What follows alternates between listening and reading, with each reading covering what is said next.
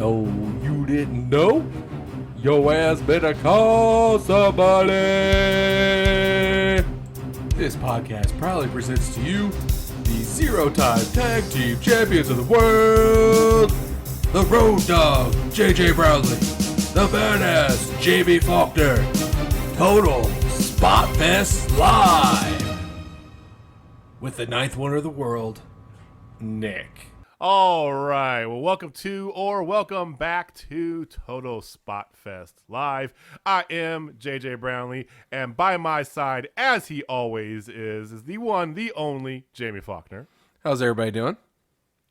And of course, we are graced once again with the presence of, that guy. He's the ninth wonder of the world, Nick. Hey. He's living proof that if you don't use it, you do in fact lose it.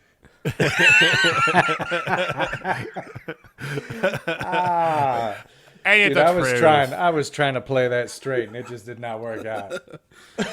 You can't play stuff. You can't play anything straight. So thank you guys for joining us again. We do appreciate it. Once again, we are always back here every Wednesday and Friday, filling you in on the goings-on in the professional wrestling world. Wednesdays tend to be our WWE heavy episode of the week, and this is definitely no exception because we had a pay-per-view over the weekend.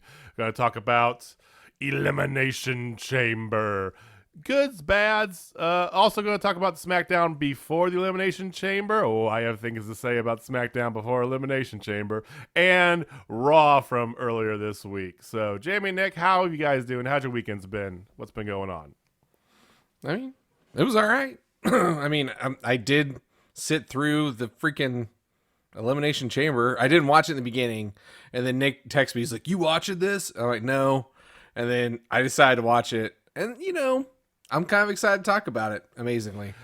I always say, I'm not watching that crap. And then what I do, I end up sitting either on my couch or at my computer desk watching the son of a bitch. So, hey, we're marks. What are you going to do? Nick, how you doing, man? Good. Kind of like Jamie. We'll talk about it in a sec. But I was actually kind of getting a little hyped up for this right beforehand. I had no interest in seeing it, but I turned it on.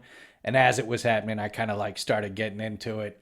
And then I only got one match correct, which is insane for WWE because I usually get at least 9 out of 10. It's usually not hard, yes. I only got one correct this time. Interesting. And other than that, I put out a tweet earlier. It didn't really go well. I only had one like. Go well. I only had one like, but it was from one Mr. Jeremy Wyatt. No joke. It could very well have just been a courtesy like because he felt bad. I don't know. Oh, Jeremy's been tweeting some dark shit lately. I don't know what's been going on. He's just been depressed or what. Jeremy Wyatt, first of all, fantastic wrestler. We talked about him, was it last week? I don't know. Recently we mentioned him. He wrestled in Journey Pro. He lives in Kansas City. He wrestles for a St. Louis promotion and a KC promotion whenever they come back. # we want Journey Pro.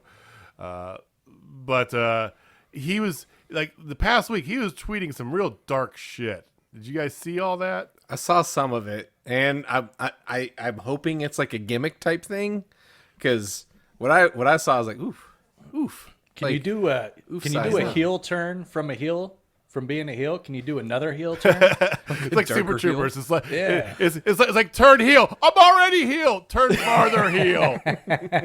Yes. And that's what I'm going with. We gotta make a shirt that says "Turn farther heel" because that. Yeah. Yes. all right, meow. Let's get back on task here. Let's talk about some Let's talk about some wrestling, guys. So before we get to Elimination Chamber, we're going to talk about SmackDown from last Friday. And oh boy, do I have okay, yes. I have so many thoughts. Surprisingly enough, SmackDown viewership from this past week was up about 400,000 from the week before, which after watching it and sitting through this putrid show, I just I can't even talk. It just was so mind bending. As I've said before, and as we've all kind of reiterated, SmackDown's been the better of the two main roster, if you would, WWE brands for the last 9 months or so, and this was definitely not it. This was a go home show that made you think, what's the point of doing a go home show? Starts off with Edge coming out. Everybody knows Edge is going to challenge Roman. Why are we even bothering with this? He comes out. Roman interrupts him. They're then interrupted by Sami Zayn, who gets leveled by Jey Uso because Sami and Jey are both in the Elimination Chamber. The whole thing it was flat, and you could tell they were just reading lines poorly. It was bad. So that's how they started the show. Then they go into the matches, and Apollo versus Shinsuke Nakamura, which should be a killer match, right? Yes, it should be amazing because, two high-quality athletes going at it. But it's SmackDown. It's SmackDown, and they're both tied up because,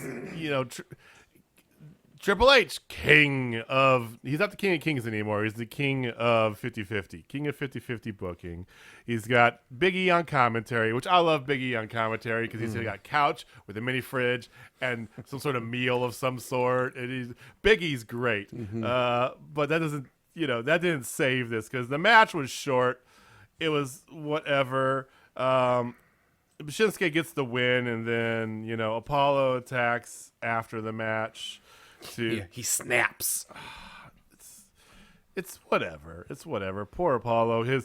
Apollo never was realized on the main roster, even though he got a belt under his wings with the U.S. title. The only push he's ever gotten. I don't think they know what to do with the big, muscly, athletic black guy. They're like, I don't know what to do with this dude. Yeah, he's too big to be he's too big to be one of those high flyer guys, and he's not as big. He's muscly. They don't know what to do with him. So you may be right, because it's kind of the same way with Big E. Big E does his own thing. Don't get me wrong, but he's never really had an individual push. Not until really recently. Been successful. This current one is, Right. but I think it's because he has such a personality from the New Day. Oh, for sure. Yeah, if it wasn't for that, he'd be right there in mid-card hell with Apollo, even though they kind of are. But that's your first match of the night. Then they come out with Seth Rollins, who's wearing a lot less leather, thank God. But is he though? It was still shiny. It was a weird, it was an odd-fitting, weird, shiny suit. I don't know. I don't get. You know what this is? Did you guys ever play Far Cry 5?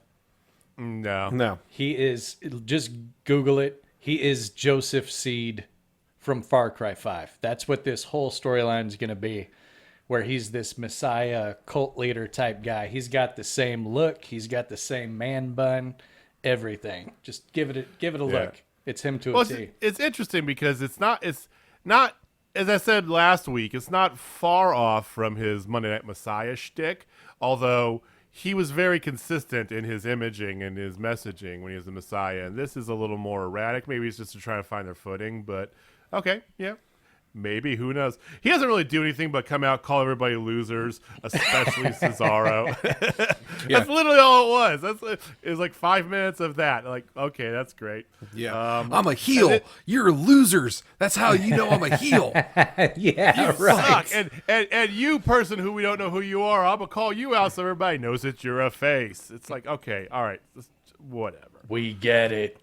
Then starts the first of the most annoying promos of the night. The Edge giving a little pep talk to one of the competitors in the Money in the Bank match. He's talking to KO. It's like, okay, stop it. We know that no one's beating Roman Reigns on Elimination Chamber after the EC match. You're gonna challenge Roman. Just stop this. Stop this charade. So to make me feel better, what does Triple H do? Well, he rolls out the Riot Squad against Tamina and Natalya, and oh boy, just JJ, So, for one, here's a little sidebar. For one, Tamina no longer has got the cod piece of doom. She's wearing an actual new outfit. Thank God. She looked good. She looked real good. She didn't look ridiculous because whatever the hell they've been putting her in for the last 3 years is just the worst outfit ever. So she looked good. It just drives me nuts. It's not the women's division specifically. It's like anybody that's got any sort of size. So to me, it's considered to be one of the big bruisers in the women's division, right? You know, just step below Nia Jax. And what does that mean? That means half the time she's going to be unbeatable. And the other half the time, she's going to be a complete joke. Well, somewhere between her not wrestling for the past 2 months and last SmackDown, she became the unbeatable one all of a sudden. And they're just doing stupid stuff like having Ruby Riott, having Ruby Riott like bounce off her whenever she tries to like run into her, the shoulder tackle, and you know she's obliterating the crap out of Liv Morgan. And my big argument, despite my penchant for Ruby, is that the Riott Squad is the only legitimate actual tag team left in the women's division, a division that has a tag team championship. You got no Iconics. You got no Boston Hug Connection. Everybody else is just a smattering of two random-ass people, except for the Riott Squad. It's true. Well, I mean, you do have what Nia Jax has coined as Shania. Well, I don't hate Nia Jax and Shayna. I think I'll give you that. But, I mean, you are right that the Buried Squad is probably the only women's tag team that's out there. I mean, the Iconics were there, but it's just the Buried Squad now. I mean, they're just buried. It is just them getting buried, and they keep, like, teasing that they're going to get this push, which they should. And just make everybody, make me really, but make everybody happy. Give them the titles, and even if it's for a month. Give them a reign as the titles, just so that whatever. And this whole match was just awkward. Billy Kay comes out in the middle of it, and she's wearing a Tamina t-shirt and Natalia's like stupid ass cat ears. So dragging this along. So it was a thing. Because WWE doesn't know how to differentiate or intermingle women's segments with men's segments, we went straight into Bayley's new talk show, Ding Dong Hello, which I like this Bayley persona. I'm glad that they're getting her away from just beating the crap out of the Riott Squad every week and making JJ angry and giving her something else to do, even though it still is kind of unknown what the hell she's doing. So her talk show guests are Nia Jax and Shayna Baszler, of course, because they're used more than Charlotte Flair was when she was the NXT champion. I don't even get this, but they're her guests, and they come out. They're smack talking Bianca and Sasha. Bayley is great during this whole thing. Like she takes the big comfortable couch to sit in and gives both of them a single stool. Bayley's personas. Bayley's always been top notch, and since she turned heel, she just got better. I love her feuding with Michael Cole. It's great. If anybody listening is not following Bayley on Twitter, you're missing a gold mine of comedy. It's fantastic. I mean, that's why she shaved his head in the back of her head. I know, for the Rumble. It was. I do like this a lot better than Mopey Bayley. Mopey Bayley was a little Emo Bayley was the worst, Yeah. Really? Like, I thought Hug Bailey was probably the worst. That one just drove me nuts. It was annoying. It was annoying, but it was it made sense. Yeah. I don't know.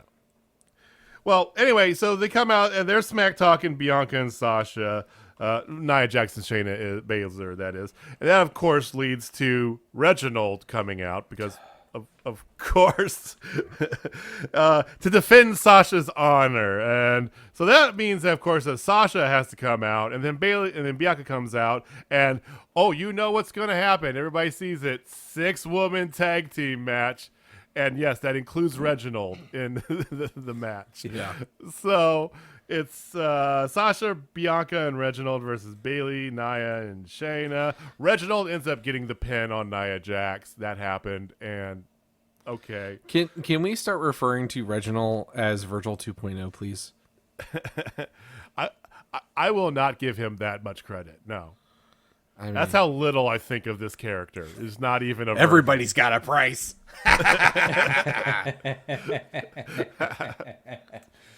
and this repetition really got to me. So I actually went on WWE.com, looked up the roster to see, and according to them, here's the funny thing. Forget Nia Jax and Shayna Baszler. They can travel between brands and whatever bullshit. The only women who were not on SmackDown this past week that were listed as being on the SmackDown roster, are Maurice, Paige, and Mickie James. So they actually are using their whole women's division every week. It's just not using it well. So Hold on, it is Maurice? According to WWE.com, she is a SmackDown superstar. Yes, currently. Homegirl just had some kids. She's not. She's not doing. Well, Paige can't wrestle. Paige is never wrestling again. Love Paige to death. Her neck has been just shot. So, and Mickie James is pretty much done. So, yeah, I know, but. So don't even consider those. But I'm just saying those are the only ones because I'm sitting there thinking, what else can they do other than this stupid bullshit? And it's like, well, I guess not much. So it is what it is. Fair. Cesaro is the next one to get the pep talk from Edge. Then we go straight into the Mysterios, Rey and Dominic Mysterio versus Otis and Gable. Who cares? Now Gable's doing a heel turn. And yeah. I mean, that was such big news on WWE's Twitter that Gable and Otis are now turned heels and they've turned their back on people and blah blah blah. I'm like, who gives a shit? Like, it wasn't done good. It was stupid. It was not. It was just kind of shoehorned in there. Yeah. Well, this whole thing is shoehorned in it. It is. And I'm gonna say this for the record, I cannot blame Bruce Prichard for this because he doesn't do anything with the show. Nope. This is all SmackDown. This is all Triple H. So, anyway, Daniel Bryan's the one next getting a pep talk from Edge. They're bullshitting about it's a dream match. It's long overdue. I'm like, yeah, it's about 8 years overdue. I do not want to see Edge and Daniel Bryan. No offense to either one of you. Then they come in. They take a shot at Jericho, kind of side-swipingly. So. They're talking with Daniel Bryan's then talking with Cesaro, getting ready for their 6-man tag, which is the main event. And Kevin Owens comes in and, do you guys want to strategize? And they start grilling him about how he's basically dumped every teammate he's ever had. And, they talk about Sami Zayn and a few others. And, who is that guy? I don't know. I should make a list. And it's like, okay, stop. Just. You can say the word Jericho. It's just like, come on. It's like, are we so petty, WWE? I don't know why I asked that question because that's a stupid question to ask. But Reginald's next backstage giving a glass of wine to Carmella because we can't get enough Virgil 2.0. I'll go with it, Jamie. Thank you. Go with Thank you. Feels right. And he just she says that I know, that when it comes time, you're going to do the right thing. Talking about he's going to turn his back on Sasha.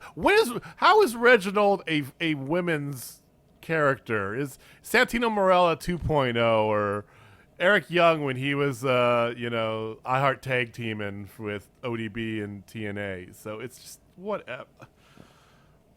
Oh, okay. So then you get the great reveal before the main event that Sasha Banks and Bianca Belair are going to fight Nia Jax and Shayna Baszler for the tag team titles at Elimination Chamber because, it's not like they already have, a number one contender waiting in the wings. How poor they are, Lana and Natalya and I don't even whatever. The whole women's division just on SmackDown makes me angry so much. So I think SmackDown in general makes me angry. It was such the better show for so long, and then they had the Roman Reigns thing going on here, which was fresh and new, and now it's just God, it's bad. Main event was a 6-man tag. Like I said, everybody's in the Elimination Chamber. Sami Zayn, Baron Corbin, Jey Uso versus Daniel Bryan, Cesaro, and KO. Paul Heyman just appeared randomly out of nowhere on commentary. Edge was already on commentary. Whatever. It ended up being won by Daniel Bryan, Cesaro, and KO, and that was the night. No grand finale, no cliffhanger, no nothing, just meh at the end. Whole show was meh. Wow. Did you guys watch any of it? No, I didn't. You are so goddamn lucky. I watched Ding Dong. Like, I watched that segment, and I'm like, okay. And then I started watching a little bit after that. I'm like, okay, I'm done now. Thank you. Well, I had stick-to-itiveness. I did happy hour, so I already had like 4 beers in me. I was like, screw it, I'll watch this crap. So and that helps. Ladies and gentlemen, I can attest, that does help. Glutton for punishment.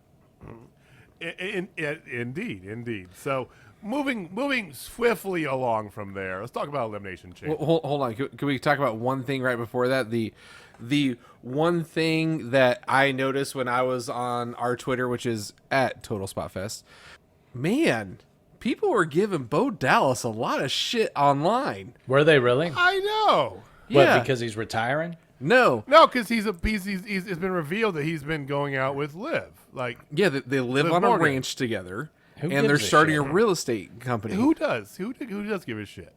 Well, And I think it's because. Oh, go ahead. I was just gonna say, like, we talked about him, what, 3 weeks, like, not 3 weeks ago, but like 3 or 4 episodes ago, and literally we find out now that he's looking at Life Pass Wrestling. He lives on a farm Yeah. with Liv, and people are lighting him up like, you had a shot with Liv Morgan. Like, bro, like, even Matt Riddle's like, bro. You know? I know.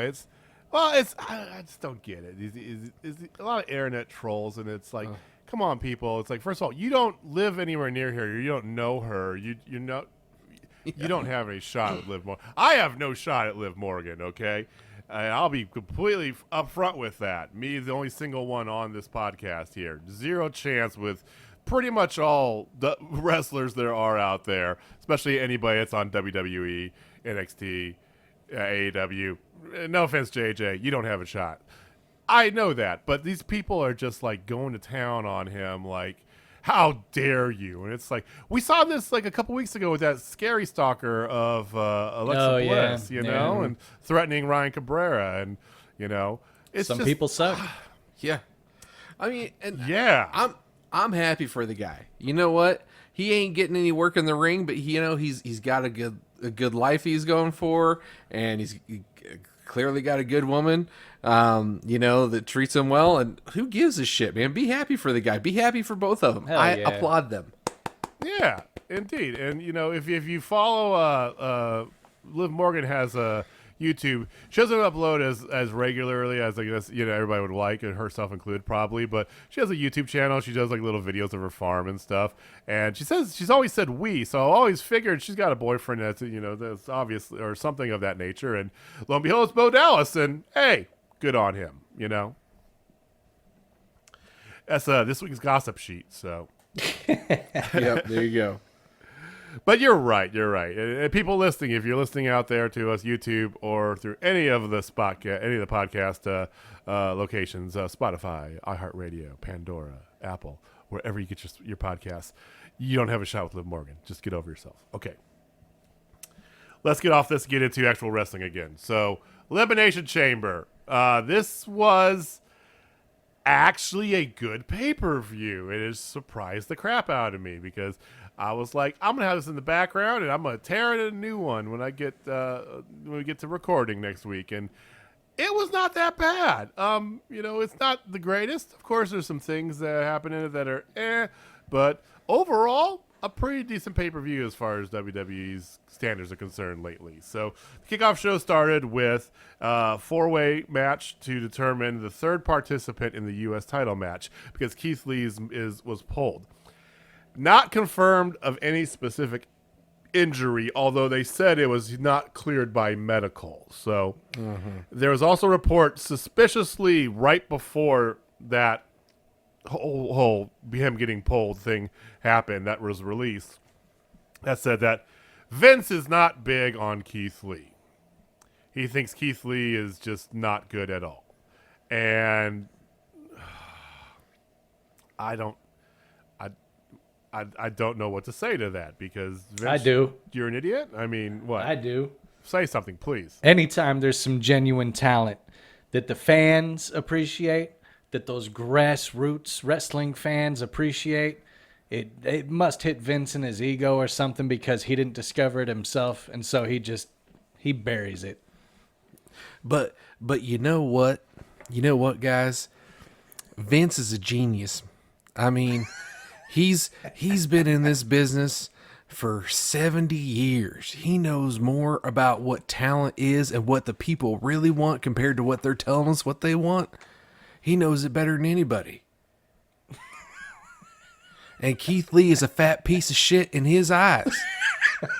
And I agree with him because my head is inside Vince's ass. Yeah. Yes. We know that they do not know actual talent, and that was painfully obvious from this Fatal 4-Way because it was Mustafa. Oh God, I'm not. No, yes, it's Ali versus John Morrison versus Elias versus Ricochet, and who won? Of course, it's John Morrison. Who else would have won this thing? Mm-hmm. I mean, come on, with those guys. John Morrison is going to be in the U.S. title match, so whatever. Start off the show. They start off with the Smackdown Elimination Chamber, and this, for me, was the match of the night. This was a lot better. As bad as the Go Home Smackdown episode was, and as much crap as I talked about it literally 5 minutes ago, this was, I thought, the best match of the night. Started off with Daniel Bryan and Cesaro. So right away, two guys who can put in the work. And Cesaro, the moral of the story from this whole match is how damn good Cesaro looked. He's not going to get a title push. No. Should. Mm-hmm. He should. Damn well He really should. He's overdue for one, and he is peaking right now in his career-wise. He is at the top of his game. So Corbin comes in next, then Sammy comes in, and then Cesaro taps out Baron Corbin. So Corbin's gone. KO, next one to come in. Sammy tries to make a partnership with him, tries to rekindle the flame. Immediately backfires, as you can expect. They kept going. Jey Uso's the only one left. So he finally comes in. KO eliminates Sami Zayn next after a stunner. Some good spots, especially by KO. KO's, for a guy that's a little bit bigger in size, he does some ridiculous stuff sometimes. How about that moonsault? Yeah, he did. He went up on top of a pod and did a moonsault onto a group of people, and it looked good. It was well timed, well placed. Another great spot was Cesaro. Sami Zayn was trying to run away from Cesaro, runs up the side of the cage, and Cesaro follows him. Cesaro knocks him off the cage, and he's right there at the top where the dome meets the top of the wall. And he just sits there and does a couple pull-ups through the Elimination Chamber, the chain link. He's so good. Genetically jacked. Indeed. So eventually, KO gets eliminated after Uso traps his arm in the door. Which looked amazing, by the way. That whole whole thing, I was like, damn, Jey Uso, like, I like this new attitude of him, and he could do something as a single star because it seems like his brother gets hurt all the damn time. So yeah, I thought it's he was close to coming back. Where's Jim at? I mean, he showed up for a hot minute, but I guess he wasn't clear. Like he was just there to make an appearance. Okay, yeah, sure. But yeah, I agree. The spot looked great. So I think it was after whoever got eliminated, Sami Zayn, I think, and basically the door's still open, and yeah, Jay just takes the massive door to the Elimination Chamber, just bangs the lock, basically wedges him in there, then kicks the shit out of him, and keeps kicking the shit out of him. Takes him to the ring and kicks him even more, like 15 super kicks from short range super kicks, real good looking, and it ends up coming down to Uso and Daniel Bryan. So everybody else gets eliminated. Uso and Daniel Bryan. They keep selling this knee injury, for Daniel Bryan angle. It seems like they can never have. Daniel Bryan's one of the few that they can never just have him clean win or clean lose. They always got to do this knee injury sell for him. I don't get it. He's got always overcome.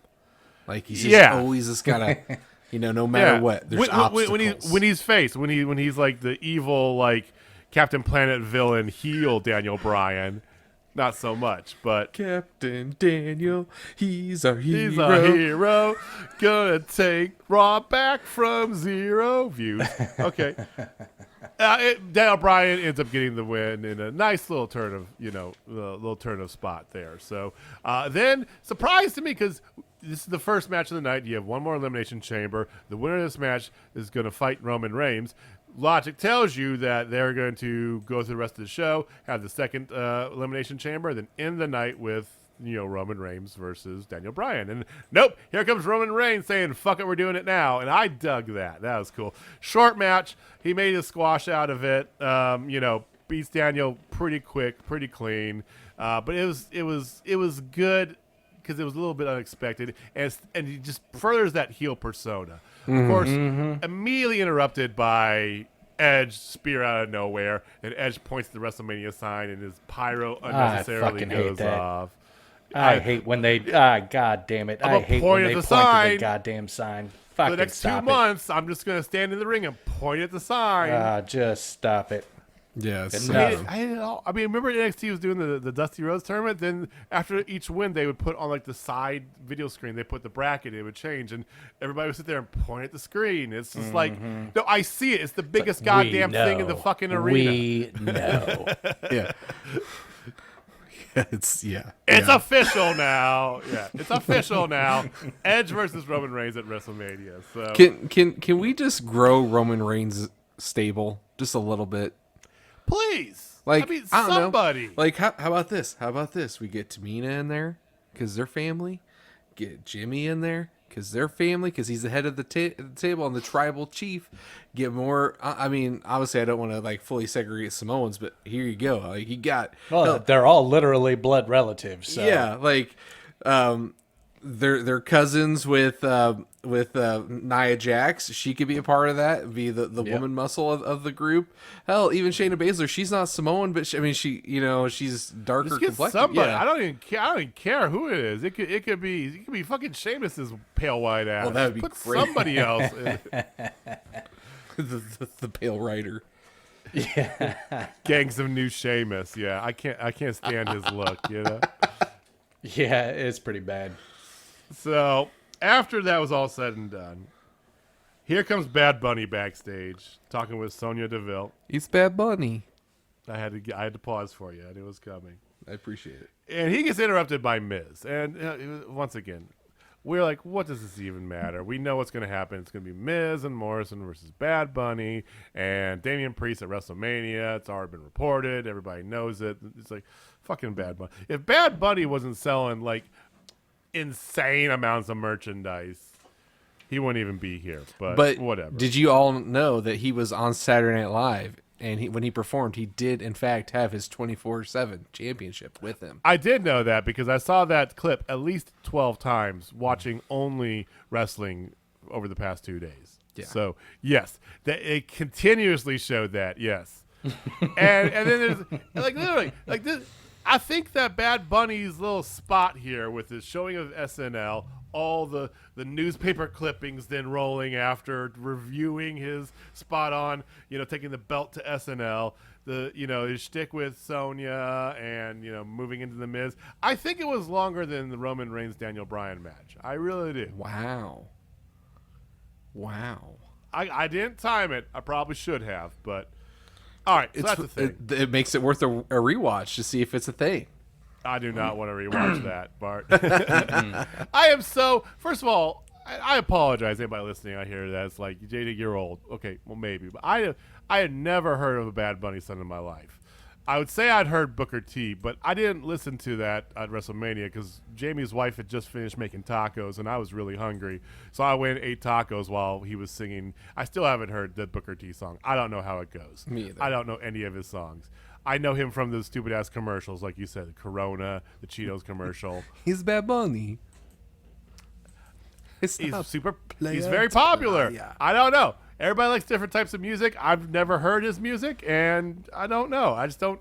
It's like remember when McDonald's was doing those specialty meals? They had the Travis Scott meal, and then they had the J Balvin meal. Who's J Balvin? He's like a reggaeton dude, I guess. I have no idea. I had no idea. I just like sitting there and I'm thinking, okay, I don't know what this is. It just felt old.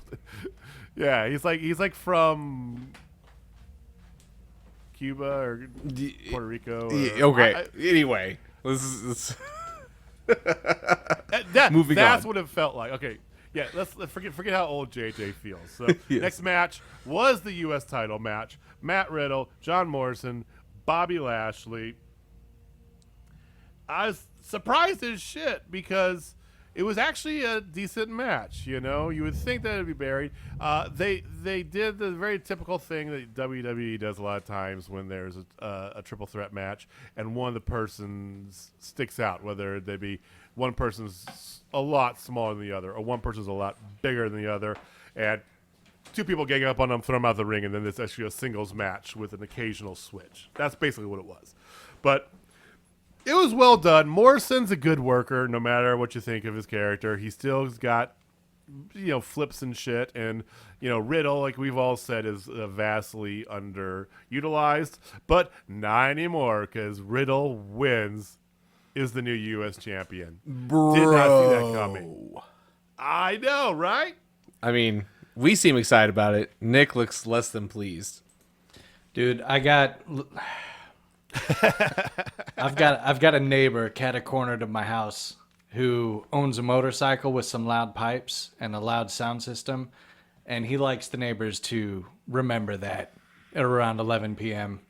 It's nice. It's nice. But we were talking about Matt Riddle. We're talking about Yes, Matt Riddle, actually. I am excited. Let's not talk about you laying the framework for potentially murdering your neighbor one of these days. Let's get back to Matt Riddle. Matt Riddle is the man. I was very glad to see him win. I did not expect that for a second. That was a I surprise. expected Bobby Lashley all the way. It was fantastic. I loved it. It was an awesome match. I know. Yeah. So how do we follow that up? We follow that up with the women's tag team title match. So Nia Jax, Shayna Baszler versus apparently number one, whatever, Sasha Banks and Bianca Belair. This whole thing, I don't like this. I don't like Sasha and Bianca because, we know that it's going to be Bianca going against Sasha at WrestleMania. Okay, she appeared once backstage on Raw, hasn't appeared on NXT at all. It's so obvious. It's the match that I want to see. I don't know about you guys, but that could be a killer match. And I agree. why are we even bothering with them in the title picture for the the women's tag championship? You could have had, I don't know, Asuka defend her belt against somebody else other than the now pregnant Lacey Evans. Woo! Nope. Asuka wasn't even there on the pre-show. Sam, who is that? Rosenberg. Was it Sam? Sure. Phil? Sure. I don't remember your first name. Sorry. But they were talking about Asuka and how her match got canceled because of that. And he said on a WWE network pre-show for a pay-per-view, said, nobody cares about Asuka. Let's move on from Asuka. Dude, To no rebuttal from the panel that was there with him. And I'm just like, what the fuck? What did I say just a little bit ago? Any true talent that the grassroots wrestling fans love and appreciate, they just take it as like disrespect and bury him. No. Shut up, Bruce. Well, Bruce.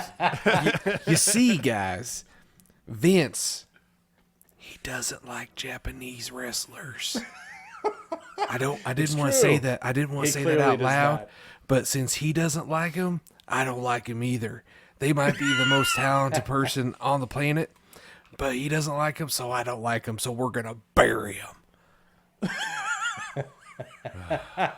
You know what? It's true. It's 100% true. I mean, I Bruce appreciate isn't your wrong. honesty, Bruce. I mean, that's not me, guys. That's Bruce Prichard talking, and he's right. He's not right.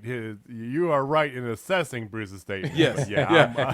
No. Let me clarify that. Yeah. I mean, maybe Woo. Vince. It's late, guys. I mean, Vince might not like the Japanese wrestlers. It seems like it to me.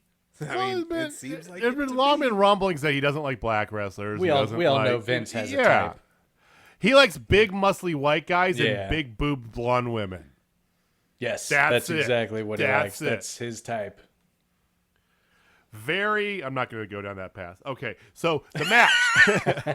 I had an angle to, Abort. Yeah, no, it was Abort. definitely not worth You gonna it. talk about So- Vince's grinder right now? No. We're not. I'm not. I don't. I'll tell you guys after we're done recording what I was going to get at because it was a funny angle, but no.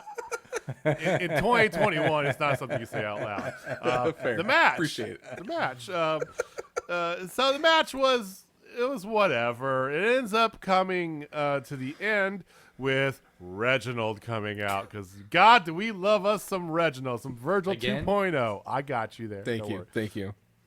Fucking Reginald comes out with a bottle of champagne, which he had already promised Sasha was waiting for her when she won the tag team title match. And he rolls it into the ring for her to use because I would love to see somebody in WWE take a full bottle of champagne and just annihilate the skull of someone else. I mean, it would be bloody as all get up, but it'd be something, to give you some emotion. Anyway, she doesn't use it. But it ends up causing a distraction. Nia Jax, Shayna Baszler, they end up getting the win. Okay, no big surprise there. And then, of course, Sasha and Reginald are now feuding. Okay, yeah.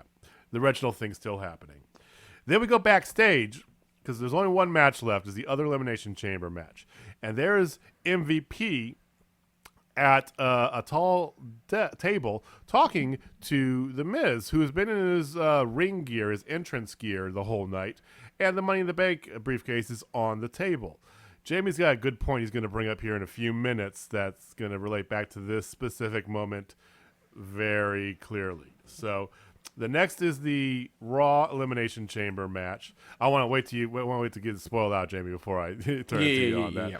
So the Raw Elimination Chamber match was also very good. Probably the second best match. The Elimination Chamber matches, whether you like the gimmick or not, I know, Nick, you're not a big fan of the gimmick, if I'm not mistaken. It's right? not my favorite. I don't hate it. It's just not as cool as I think it could be. Yeah, I mean, some of the Hell in a gimmicky- Cell's all I need. Hell in a Cell's. You didn't need Yeah. to improve on it. That's kind of my take. Right, I'm with you there. I like some of the gimmicky, steel cage matches. War Games is one that I love. Mm-hmm. I like the original War Games where they had the roof on it, from WCW. But there's some other ones that are good. But Elimination Chamber, I think is fine. They tend to be, generally speaking, pretty good matches for the most part. You have that bad rash there where they'd have the one person just plow through everybody and then get jobbed at the end. But for the most part, they're still decent matches, and this was no different. So Randy Orton and Jeff Hardy started off the Raw Elimination Chamber. Then Drew McIntyre came in. Then Kofi Kingston, and Kofi gets the first pinfall, pinning Orton, which is somewhat surprising Very that Orton had surprising gone to me. so long. Very surprising. I know. It's not surprising what he did afterwards. He just RKO'd the fuck out of everybody that was close by. Who would have thought? I mean, that felt If right. nothing- That felt right. If everything else at WWE, whatever, Randy is consistent as shit. Just he's always the same, and I appreciate the hell out of that. AJ is next up. He doesn't wait his full turn because now that everybody's been RKO'd, he wants to get out now and make a pinfall. So he has Omos on the outside, who rips the Lexan panel off the outside of his pod. AJ goes around to the open door where Randy just left and starts trying to pin everybody. Doesn't get anybody pinned, of course, but it is what it is. And then, of course, Adam Pearce then makes his obligatory appearance and ejects Omos from ringside because he already did the damage. Sure. The cage has been closed again, whatever. But, okay. It's just like, stop forcing Adam Page. Oh, God, I didn't know who. Stop forcing It sounds Adam like a Pearce down wrestler our name. throats. It does, right? Yeah. Yeah. Stop. Just stop it. They won't, but you can stop forcing them down our throats. Hey! You leave Adam Pearce alone. He's your butt buddy. I know, Bruce. Sheamus then. He cups next the one. balls. Sheamus final one enter. Poor JJ. I don't even know why I bother with this shit. It's like I'm just sometimes. trying to do this. Well, we wanted a long day. We record this at night, the night before we put them out. And it's like, yeah, today was just extremely long for everybody for some reason. So, okay. So, Sheamus then comes in. Drew buries the field. Sheamus eliminates Kofi after a nice kind of back and forth. Drew pins Hardy. And AJ ends up pinning Sheamus. So it's down to Drew and AJ. And it ends with one of the better Claymores I think I've ever seen. Yes. So AJ was going up for a phenomenal forearm, and there's a midair from a dead standstill Claymore onto AJ in midair. It was really good looking. It was almost hashtag out of nowhere. Like, that's how good it was. Ooh, from out of nowhere. Oh, my God. He's in the drop zone. It's boss time. I'm just turning to Michael Cole. He could be our Drew Michael wins. Cole. I'll be Bruce. I don't know what I like about that. So Drew wins. He is still your WWE champion. Cage comes up and oh shit, he's getting attacked by Bobby Lashley. Lashley beats the piss out of him, which brings the Miz down. And like Miz has been saying for the last 2 weeks, he does indeed cash in his Money in the Bank briefcase after the Elimination Chamber match, after the Elimination pay-per-view. Say what you want. He has been literally telling us this for 3 weeks, that this is exactly what he was going to do. And he does. Real quick, couple shots, Skull Crusher finale. The Miz is your WWE champion. He straight called his shot for 3 weeks. Abso-fucking-lutely. I hate it, and at the same time I don't, because I didn't really need Drew McIntyre retaining the belt. But at the same time, I've there's been times where I like the Miz a lot. The bottom feeder storyline. They did it with Carmella too, with the Money in the Bank shit.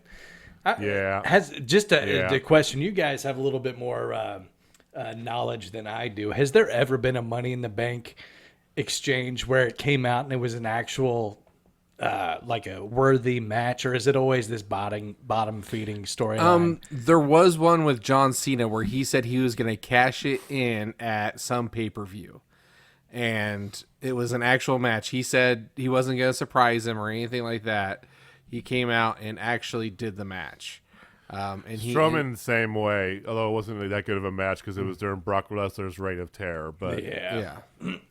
So I mean, there's been a couple times where they didn't do the opportunist style, and I think anybody who's done it is over.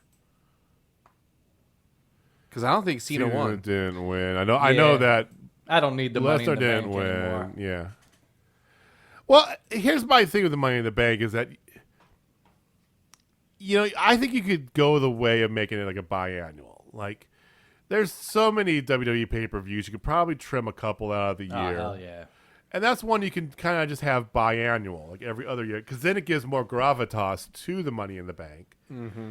I like that, JJ. And it really is a thing that, because when it works well, it works great. Remember when Alexa Bliss won it and then same night cashed it in? Mm-hmm. We all lost our shit. Mm-hmm. We were sitting in Jamie's basement just losing our shit. That was great. Because it's one of those things that really works well with a crowd. So yeah, that was definitely our moment in Bliss. So I'm not completely over the Money in the Bank, but I agree with you that it needs to be treated better. Look at both Money in the Banks this year. The women's Money in the Bank was basically a gift, a reverse pregnancy gift from from Becky Lynch to Asuka, which and then the men's was just a complete fucking joke. Otis and then Miz cash in, but no, he didn't actually cash it in more, so he gets it back. So this year didn't do the Money in the Bank any favors. I guess, you know what? I guess that's what I'm driving at. Stop it with trying to make it complicated. Stop trying to dress it up. Just make somebody win the goddamn Money in the Bank briefcase, and then just have a legit match. Stop making it a comedic bit. Stop it. Yeah, it's not. You're absolutely right. They're treating it like it's a novelty act. Yes. And it needs to be something of importance because when it first came out, the first ever Money in the Bank pay-per-view was in Kansas City, Missouri, for all those historians out there. And does anybody remember who won the first one?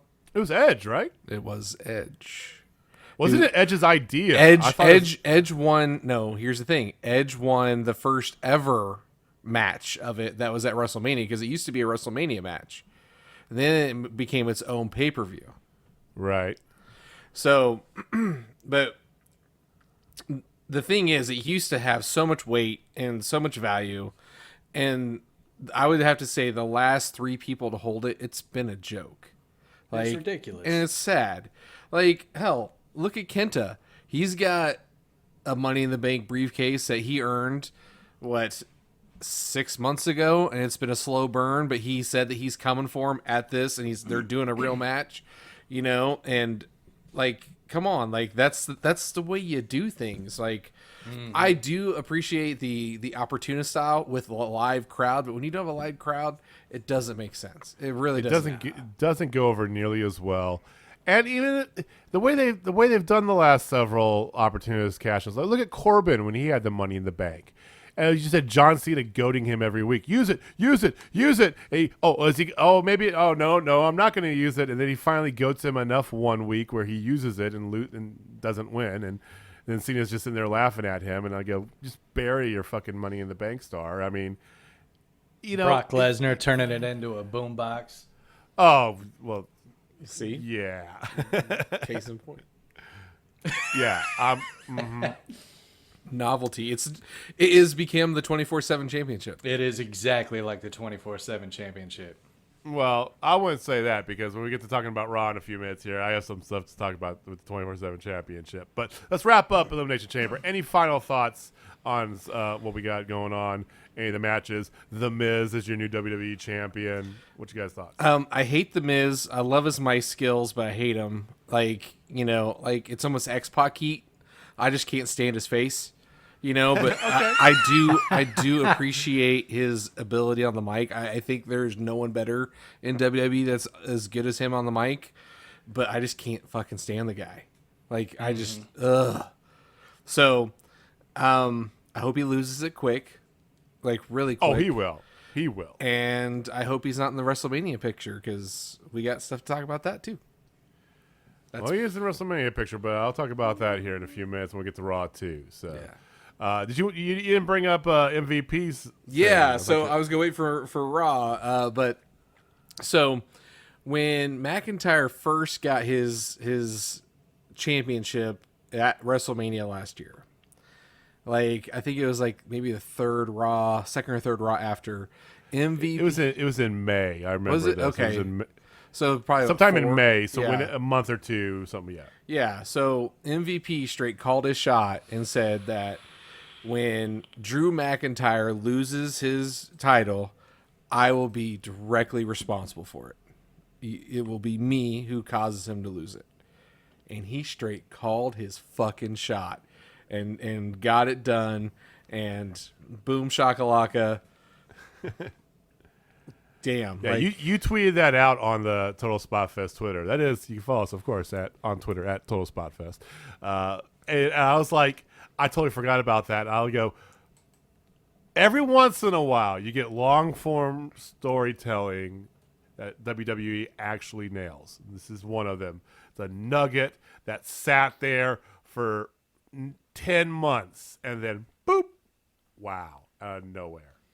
Yeah, it was a beautiful little thing. Like, as much as I was hating Raw and everything back then, but to call out that one promo that actually carried some weight, it's like, okay, I appreciate what you did there. I'm not gonna go rewatch that Raw because I don't want to shove a fork in my eye, but I do appreciate that you guys put this out here for me to be able to retweet. Oh, those were the uncomfortable Raws before where they were all at the Performance Center and they didn't even have like on the video board. It was just they had no fan noise pumped in. They didn't have like Casey Catanzaro and Kaden Carter dancing and the other NXT people. It was just uncomfortable silence the whole time. Those shows were rough. Yeah, it was bad. I feel bad for the performers, but yeah, those were rough. So, Nick, do you have any final thoughts before we move to Raw?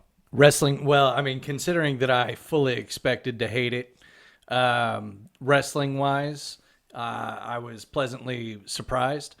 But yeah, I mean, the usual WWE hallmarks that we just touched on, showed up just to kind of remind you of why you tend to bypass these sorts of things. Got that Reginald in there just to make you hate it enough. Okay. Yeah. I didn't hate it. That's the best praise I can offer. That's solid. Hey, that's a win for WWE. It is. So.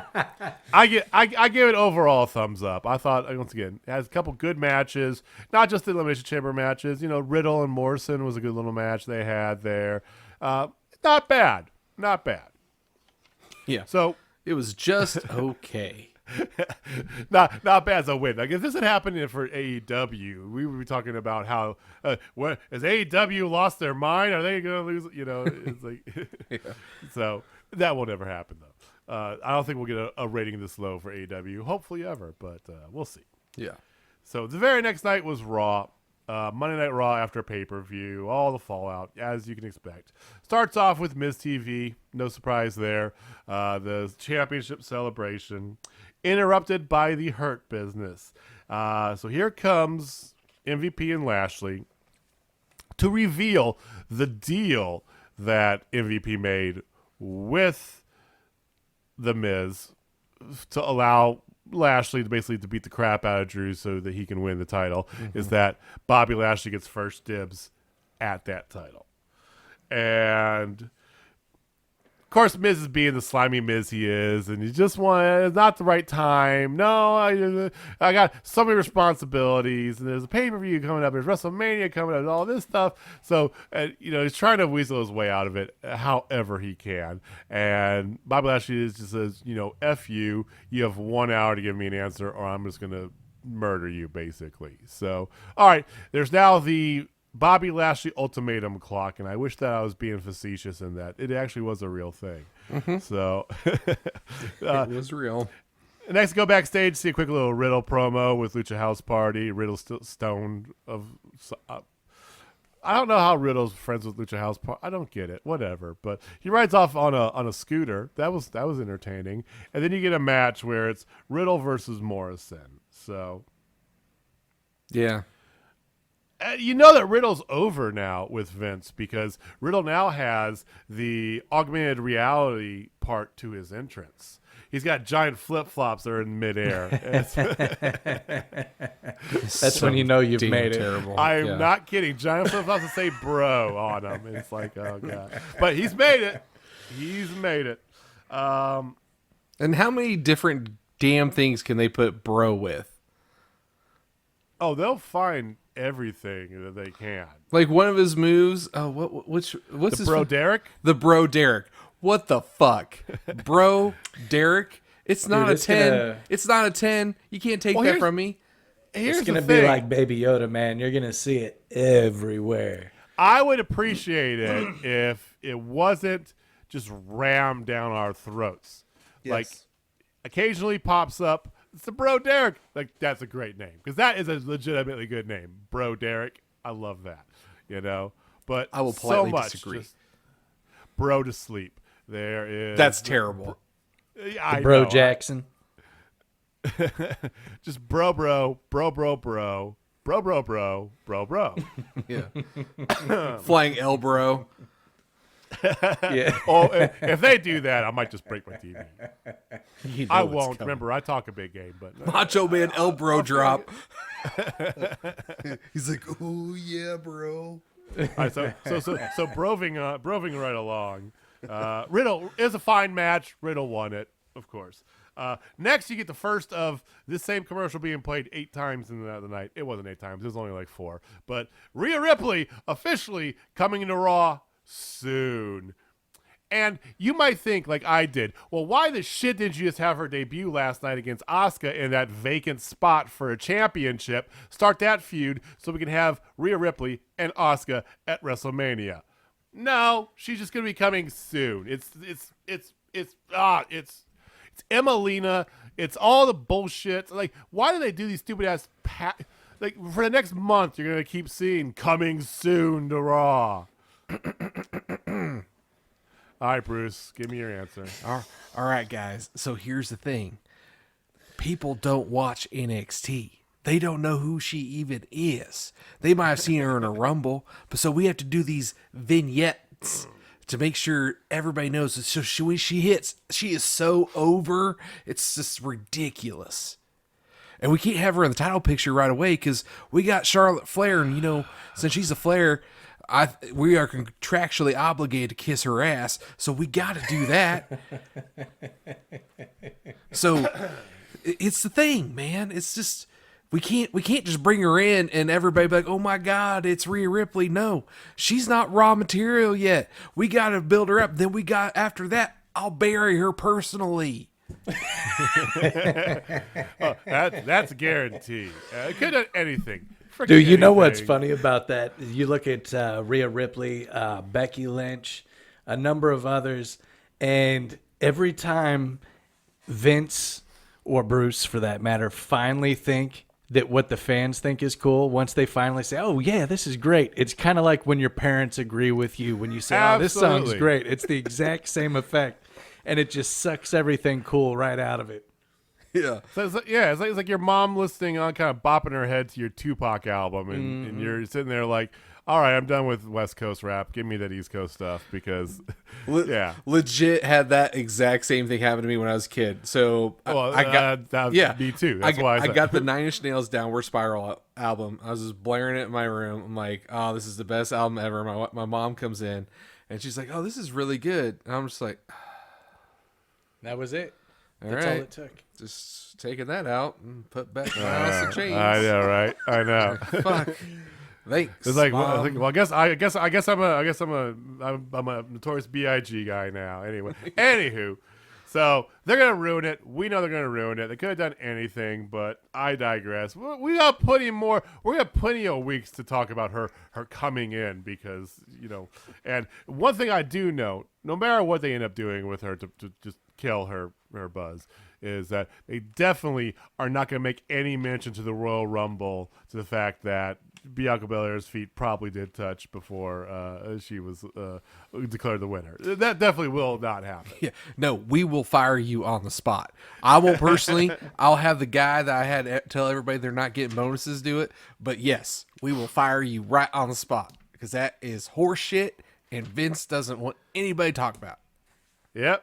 So we follow that up with Bad Bunny. He's Bad Bunny. And Damian Priest backstage doing a promo. And then R-Truth is kind of lurking in the background because Bad Bunny is your 24/7 champion. Don't forget that, ladies and gentlemen. And in case you did forget it, here's a little video promo showing you that he was on Saturday Night Live this past weekend. And let's talk about all the reviews he got. They keep just beating it over your fucking head. And somebody tweeted this. I don't remember who it was, but it lit me up that it's like, oh my God, the 24/7 championship has more clout in WWE and Raw than the women's championship does. Truth.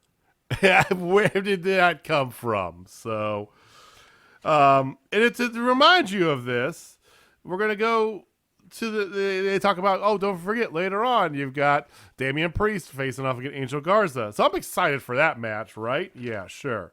So backstage, Miz is, complaining about shit to Adam Pearce. We see the Lashley timers keeps going off. They keep showing the ultimatum clock. And then we get New Day versus Retribution, which was they teased ending Retribution at the end of this. New Day won. It was short and simple. I did appreciate because Mia Yim, or Reckoning, if you would, is now back from her quarantine or whatever it was. And of course, the whole time when New Day comes out first and then Retribution comes out, and the whole time they're coming out around the ring, here's Woods just jawing at Mia Yim, he is not going to let this go. Did you see his face light up when he saw her? He's like, oh, absolutely. There she is. And he just, Woods is so consistent with this, and he's got enough clout and enough cred that he can get away with this shit too. So he's not going to let it go. It'll never happen. I want to see Reckoning versus Woods. But anywho, New Day wins, pretty quick squash match, and then of course Mustafa Ali comes in, throws a big hissy fit, saying everybody sucks because they lost and they keep losing. And Yeah, until they are no longer, I'm going to be referring to them as the New Age gobbledygookers. They teased for a second that Dijakovic was going to turn. Like they made it appear for just a split second there that it's like, oh, he's going to just turn. He's going to go back to just being Dominic Dijakovic, which he'll still get buried on Raw. Don't get me wrong. Oh, for sure. But I'd much rather have Dijakovic. I mean, do you remember a time when Dijakovic and Keith Lee just did unimaginable feats of athleticism for two men that big in the ring over and over and over and over again? Spanish fly from Dijakovic on Keith Lee from the top rope. I mean, come the F on.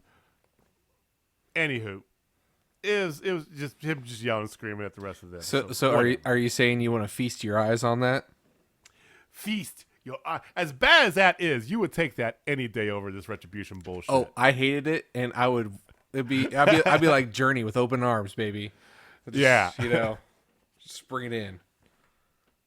So, Miz the clock's about to hit 0. So, Bobby Lashley's going to turn back into a pumpkin, so that means we got to answer his ultimatum. So, Miz comes out, responds to the ultimatum, tries to stall even more. Bobby Lashley gets ready to beat the shit out of him. He's like, I'll give you it next week. I need just time to prepare. Let's both take some time. Let's get ready. Let's train. Let's focus. Next week, we're going to go, you and me. Great. Cool. All right. Now we know when Miz is dropping the title, right? Next week. So we have a date in mind. But wait. Here comes Braun Strowman, because why the fuck not, And I can't stand this gimmick for Braun Strowman. I don't even know what the hell it is. I mean, he's trying to be serious. And, he's shredded now. Like, he's shredded more than Julian Sao, man. Like. Any tips? Yeah, like, when did WD get so concerned about big muscly men covering himself up? Vince has to cover up Keith Lee. Now he's covering up Braun Strowman. It's like, this goes against your MO for the last 50 years. What the fuck, Vince? Man, Braun Strowman is the greatest in my personal opinion. He is the biggest waste of talent in the recent years. Yeah. Biggest waste of talent. Mm-hmm. There's plenty of talent has been wasted. Don't misunderstand me. There's been a whole lot of talent wasted. But in my opinion, he is the biggest missed opportunity. Well, I mean, I agree. They totally botched on giving him the title when he was getting a push from out of nowhere. And then they did give him the title kind of in just because, to get it off of Goldberg's hand, because Roman Reigns was a cancer survivor, and he's not traveling at the beginning of COVID. Like, why would he? Because he's a logical human being. So they just give it to Braun. And I actually liked him as the champion. This kind of fun, quirky, Braun is funny. And then he becomes the most evil son of a bitch ever. Whatever. And now there's this piece of garbage. And he's a total company man. He's never going to leave WWE. Mm-mm. They would have to fire his ass, or something would have to happen. He would never leave WWE. His girlfriend's Raquel Gonzalez. So, I mean, why would he? He's got it good, but you're right. Totally wasted. He comes out and botches his fucking lines just hard. You had one job, dude. You had one thing to do. He failed wonderfully. But anyway, somehow is just bitching and yelling at Adam Pearce, which of course brings out Shane I'm more O'Mac. clarified than Bobby Lashley is. Are you butter? You're clarified now? What the fuck is going on? Do you mean qualified, you big ape? God damn it. Like, clarified. and then So that brings. can we talk? Hold on. Can we No, just go ahead. can we just talk about for 1 second?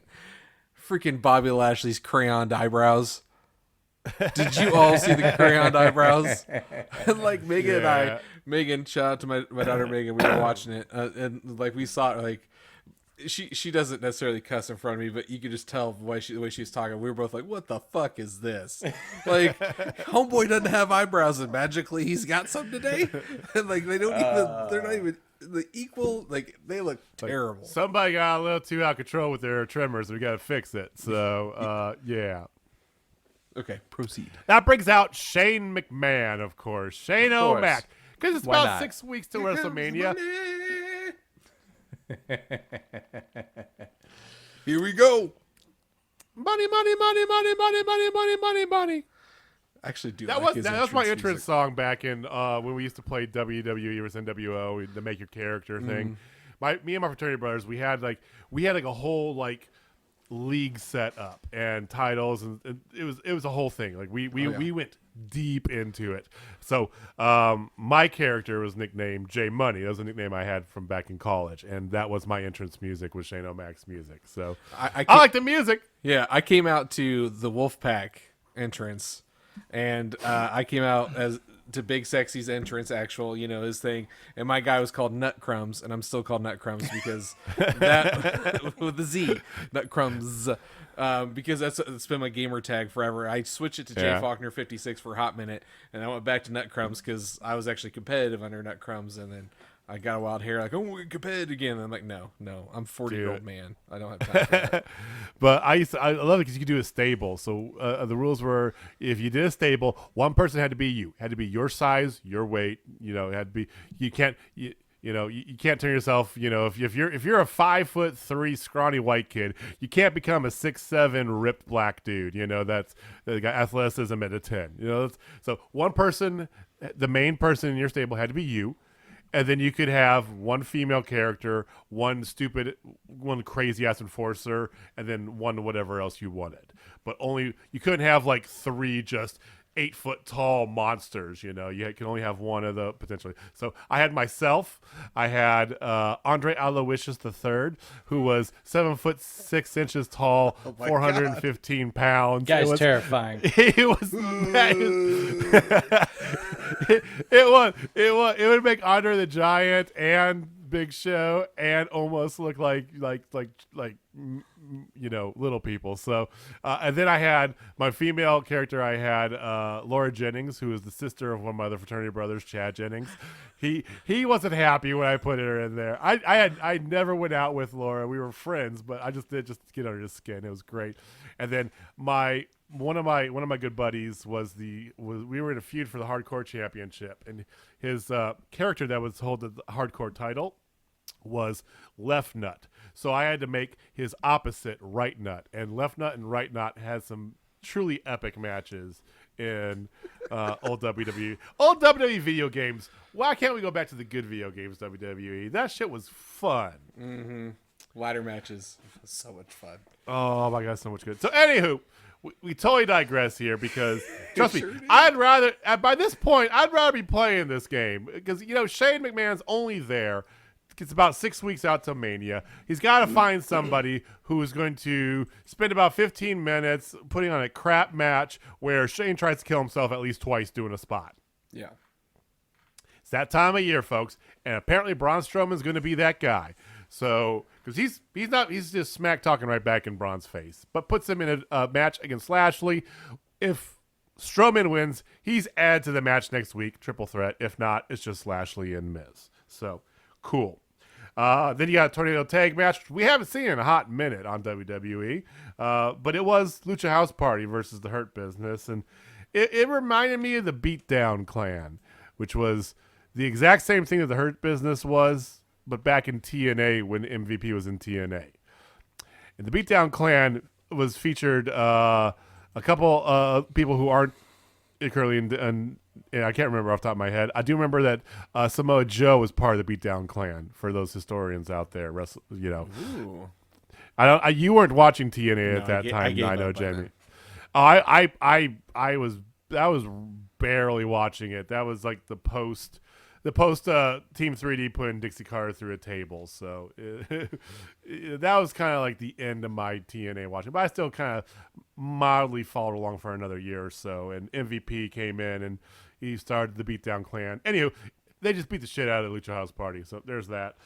Damian Priest, Angel Garza up next. So yeah, here comes Bad Bunny again. It's Bad Bunny. This does absolutely nothing for Priest. Like, this whole push does jack shit for Priest. We all know this. At least he's being featured.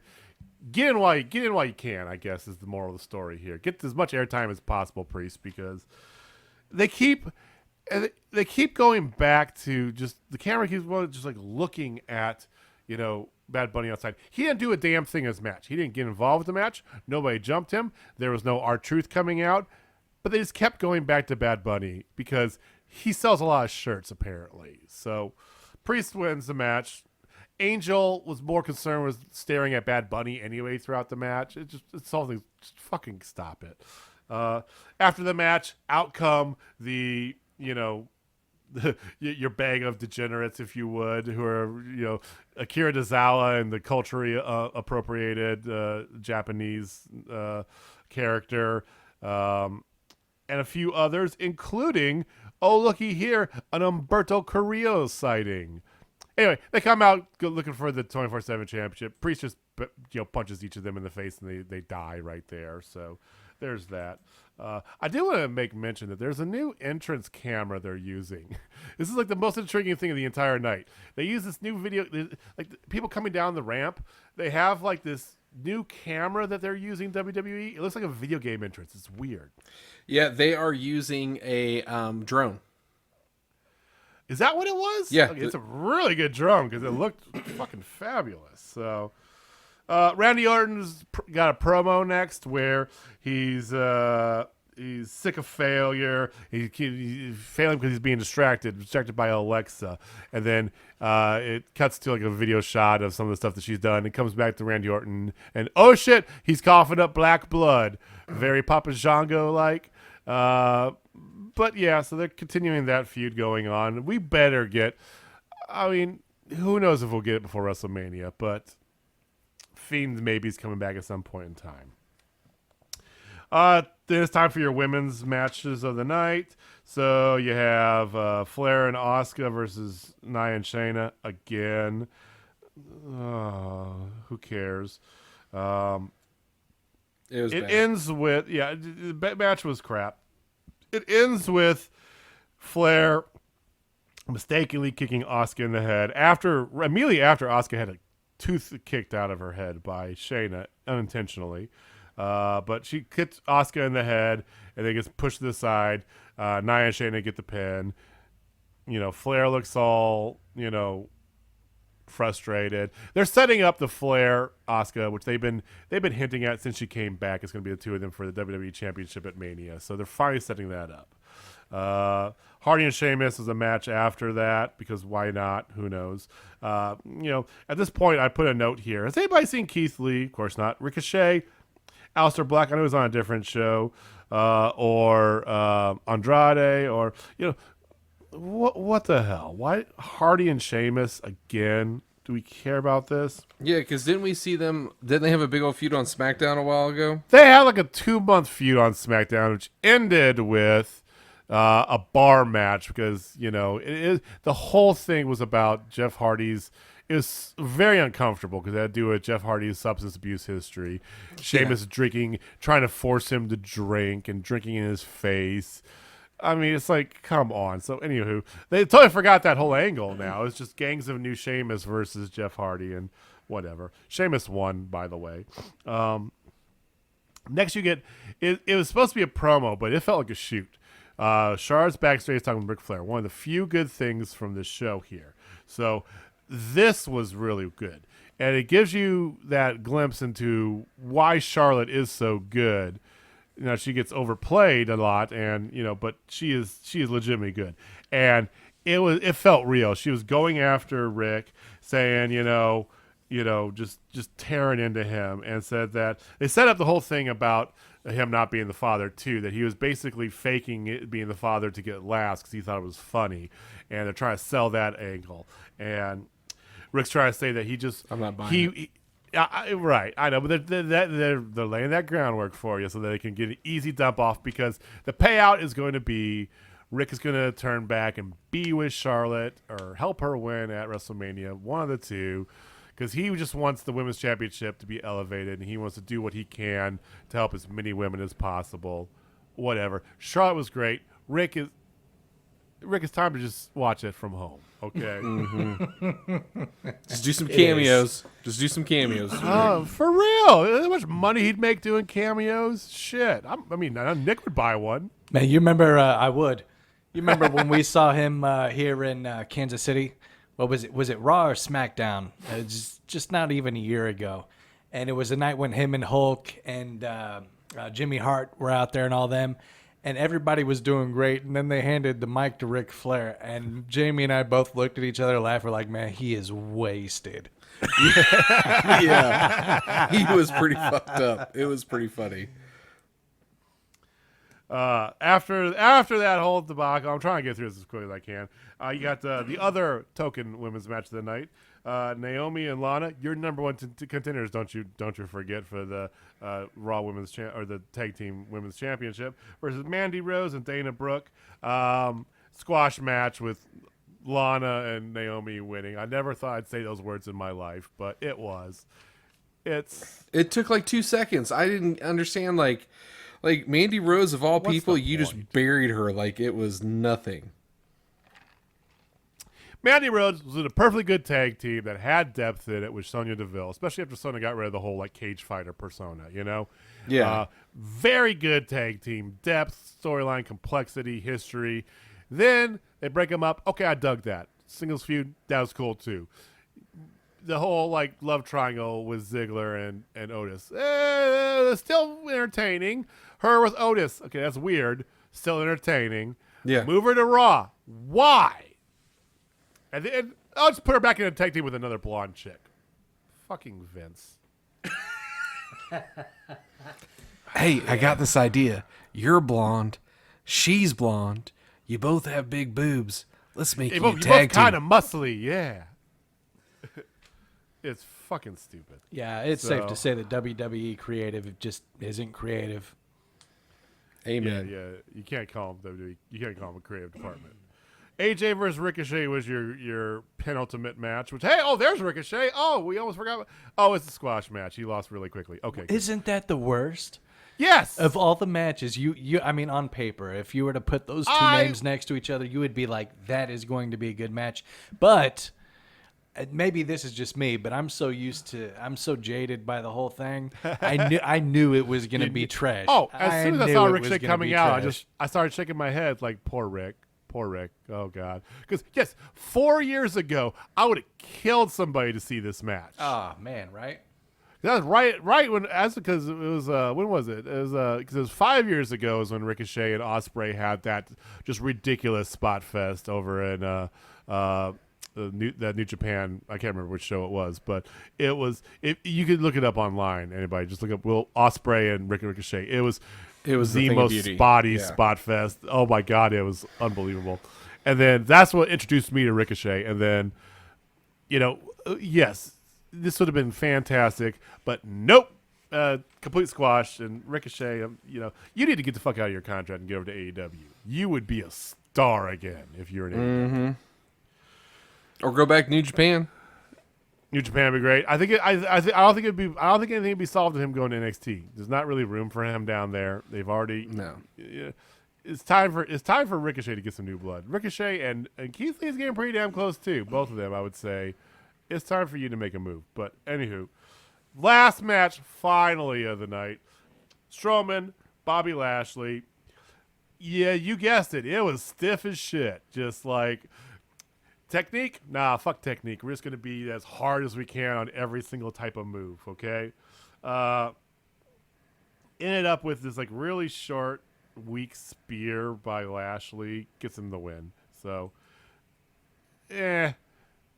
Lashley, Miz next week. Miz comes out, tries a sneak attack on Lashley because that's a good idea for some reason.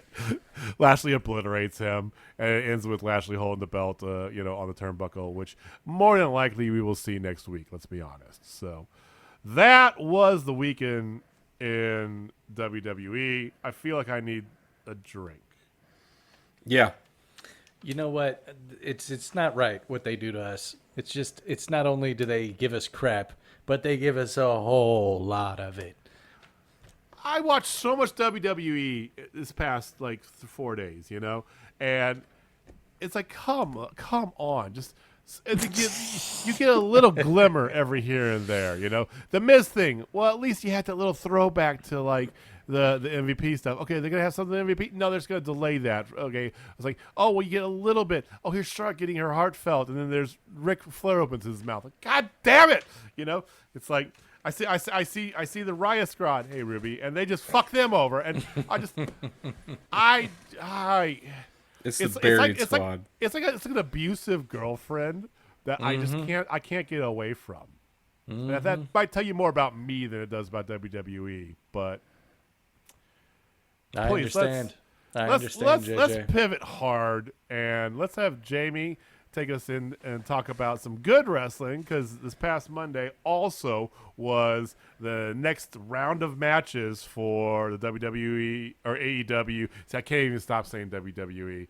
Jamie, please help me. Save me. Yes, it was the semifinals of the AEW Women's Championship Eliminator Tournament.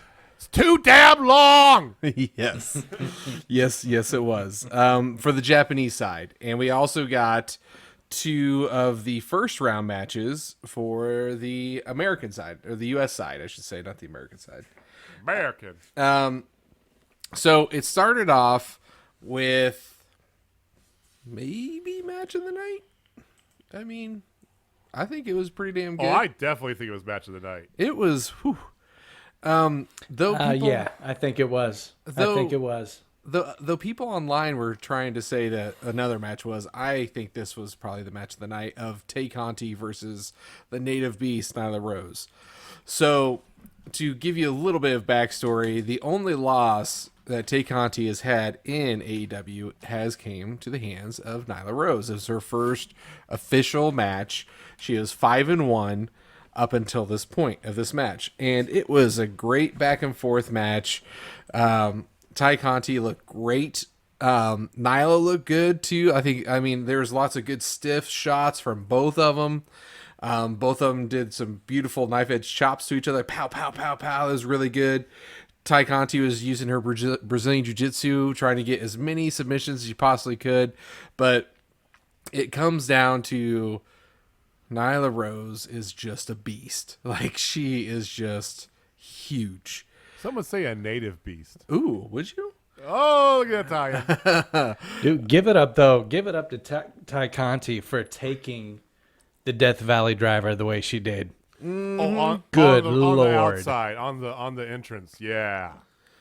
I mean, there was a lot of good spots in this match. If you have not had a chance to watch this, go to YouTube, watch this match.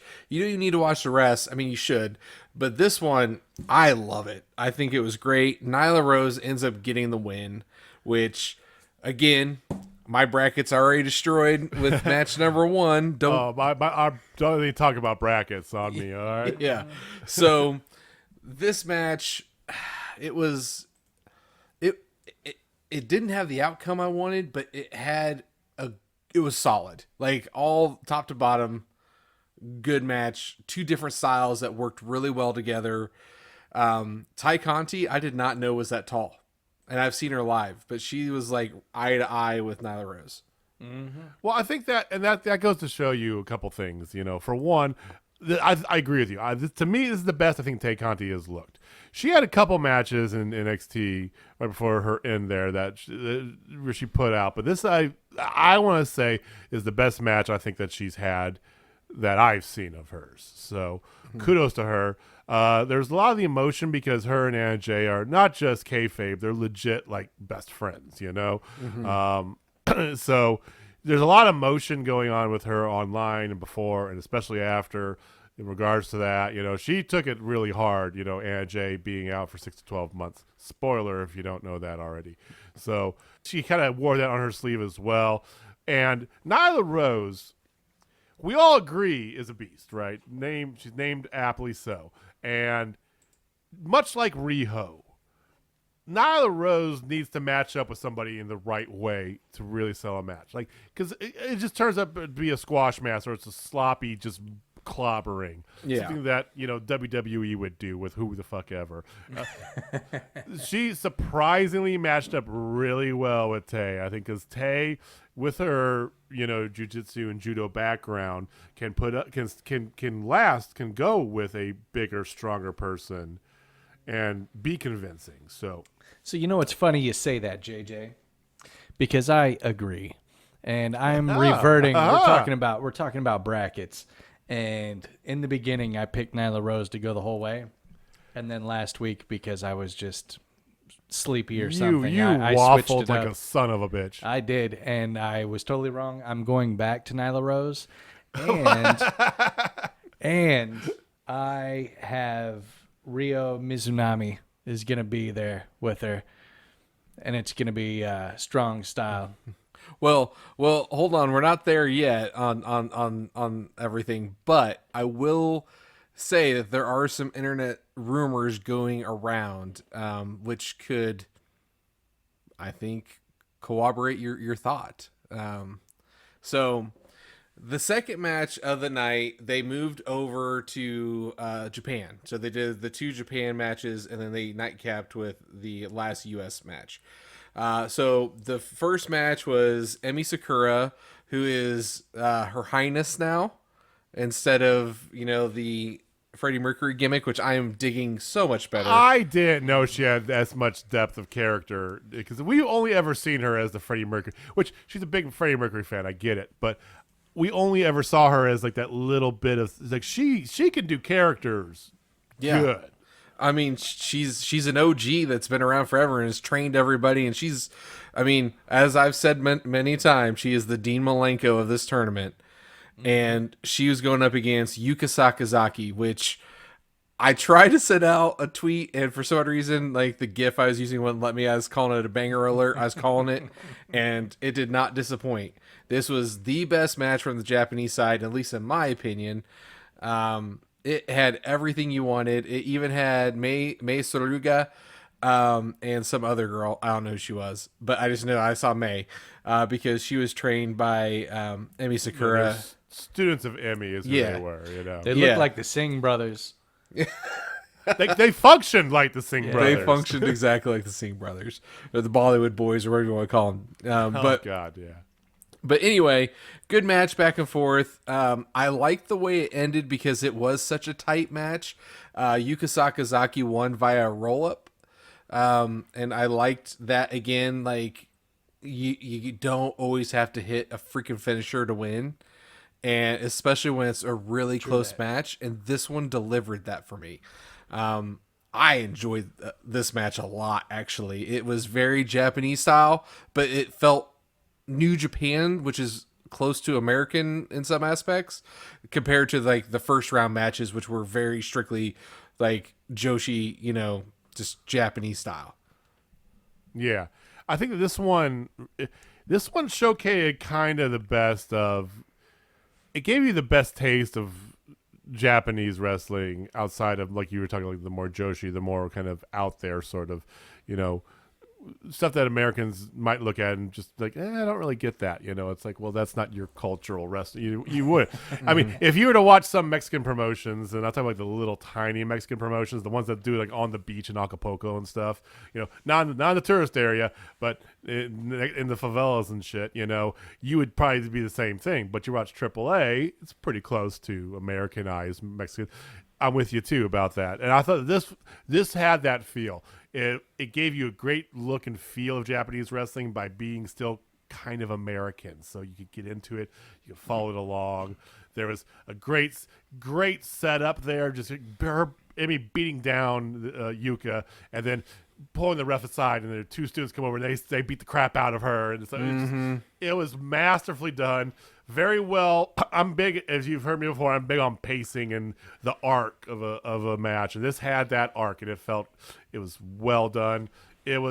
I liked the Tay Conti and Nyla Rose match better, but I think this was best on Japanese, number 2 of the night, and pretty far up there as far as the whole tournament goes. I will say, for the record, Emi Emmy's crossbody into the turnbuckles. Looked like it could knock the wind out of Yuka Sakazaki. Oh! That being said, it's still a shit move. God damn it. You had us going. You had us going there. Like the Alexa Bliss promo. Like, thank you so much. Thank you. And I'm the best and you all suck. Yeah. Just teasing. Just like show me a little shoulder and then you take it away. Slap me in the face. So I am in the camp that Nyla Rose Tay Conti was 1A and this one was 1B. You can make arguments for both of them. But Nyla and Tay just get the edge on it. Then, to your point with pacing and everything, this match, some people loved it. Like, they were all over like how great of a match it was. I'm not in that camp, like, at all. I'm not even. Aja Kong match? Yeah, Aja Kong versus Aja Ryo Kong. Mizunami. Okay. It almost put me to sleep. I'm not going to lie. I'm sorry. It almost did. I had a long day of work and I watched it. Yeah. Yeah, it fucking sucked. I'm not even gonna like sugarcoat it. Sorry, girls. You know what I did wasn't like, that though? good. You know what I did like was it was probably halfway through the match when Rio was just putting on like a whole pageant there in the middle of the ring and Aja Kong was just hanging back in the corner. And then when she came up and just bitch slapped the shit out of Rio. that was great. That was a good moment. And then right after that, Aja Kong gets down on her knee to like mock her, and then Rio hits her in the back of the head too. So, excuse me, it was really, really, really stiff the whole match. Oh yeah. But the thing was, and this is why I did not like this match. Aja Kong can't go anymore. I mean, she can't. Like, that's why they were doing a lot of stuff to let her catch her breath. Like, she just can't go anymore. And She's been doing it for 40 years almost. I know, mean, like, shit. like I love the nostalgia of her. Girl, like, take a break. like, chill. Like, you don't have to Hogan it, man. Like, you don't have to keep wrestling or Ric Flairing it. Like, just hang him up. You've proved enough. Maybe she does. Maybe she needs the money. You know. Yeah, well, yeah. I fair. keep throwing back that, but you'd be surprised how many of these old timers are only out there because they got dick for money. You know. No, Yeah, it's true. because they love cocaine. Cocaine and booze and strippers. Yeah. So I'm not saying Aja Kong likes strippers. I'm just going to put that on record. I mean, I'm not saying that. She may have done it to be female strippers. She could be male strippers. Maybe she's a Chippendales kind of girl. You know what I'm saying? Or the Thunder Down Under. Yeah. All right. So then now we're back to the United States. Ryu won, by the way. Yeah, I said that. I said Ryo you did? Mizunami Okay. did win. So they have set up the final of Ryo Mizunami versus Yuka Sakazaki. Two completely different styles again. Really looking forward to seeing how this one turns out. We'll talk predictions here in a minute and rumors, but I wanted to finish the night. So the last match of the night was supposed to be Britt Baker versus Anna Jay. And JJ, you already hit that that news that Anna Jay, her shoulder is out 6 to 12 months. So rumor has it, as of today, actually, that Anna Jay might have had this injury for like a month, and AEW's known about it, and like they were hoping to get better, and it just isn't. It's probably aggravated then. Yeah, like she was trying to get better and made it worse. So Okay. Yeah. so it I mean, sucks. sometimes that happens. Joints are weird like that. I mean, yeah. I know. I mean, a lot of people like myself smoke 2 joints in the morning, and they smoke 2 joints at night. No. You don't smoke 2 joints in the morning. Sublime. No, I yes. I mean, maybe back in the day. Actually, no. I don't think I ever smoked that much. But anyway, We're not that cool. yeah. So Anna Jay was replaced by Maddie Renkowski.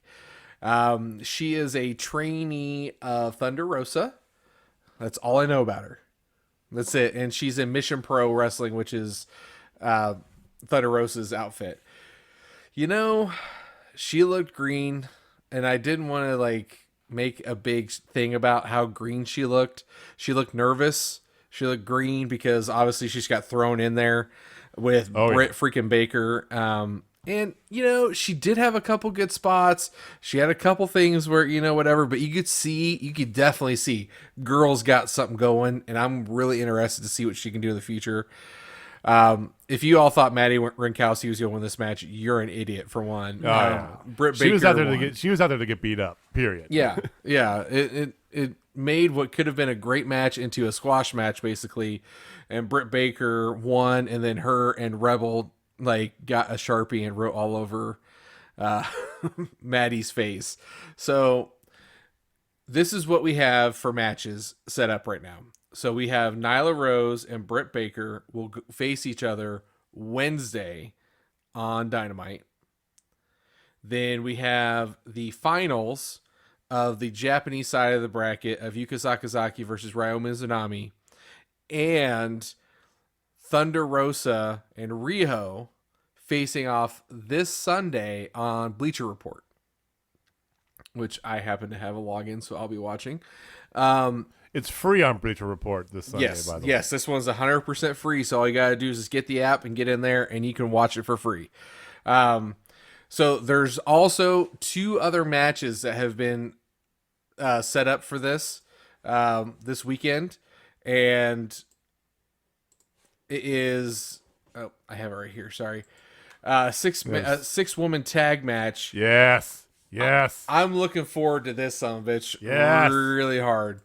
So we have Hikaru Shida, Mei Saruga, Rin Katakura versus Emi Sakura, Vinny, and the owner of our heart, the leader of our simp army, Maki Ito. Maki Ito! Yeah! So, looking forward to this one.